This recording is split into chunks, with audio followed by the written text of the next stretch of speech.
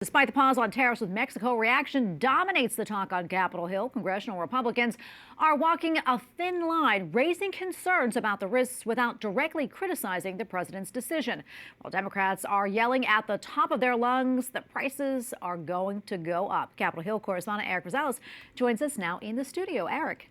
Well, Tracy, it's great to be with you. Several Republicans are concerned major commodities like the auto and agricultural industry will be especially hit hard. South Dakota Senator and Majority Leader John Thune says the ag industry is critical in his state and tariffs could hurt farmers and ranchers, while other Republicans say it's necessary to get China and Mexico to stop the flow of illegal drugs across the border, at least for now. You need the Chinese government and the Mexican government to step in and do the business on their side of the border to help to protect our people. And if they're not going to do it out of the kindness of their hearts, then yes, we are going to have to use every tool in the toolbox economically in order to do so. We have 100,000 people a year, Kristen, dying from fentanyl. He ran on this. This is not a surprise. He talked about getting operational control of our border. He talked about tariffs and improving our standing in the world. He's doing all those things. Congressman Jason Smith, Ways and Means Committee chair, agrees and wrote, quote, "The tariffs on imports from Canada, Mexico, and China send a powerful message that the United States will no longer stand by as other nations fail to halt the flow of illegal drugs and immigrants into our country." On the other side of the aisle, a much different message.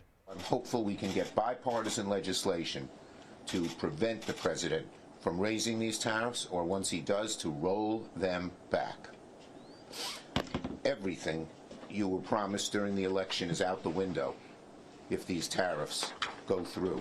Others agree and say Americans are likely to face hardships. It's going to hurt American families. They're going to see prices go up for food, for energy, for electronics. I think you mentioned that for autos. This is not the way to handle this. Last week, the president signed an emergency order regarding energy.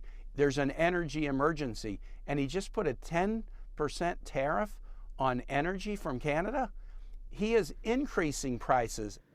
By the way, Senator Tim Kaine and other Democrats have just introduced a bill which would require congressional approval before a president could impose new tariffs on U.S. allies and free trade agreements.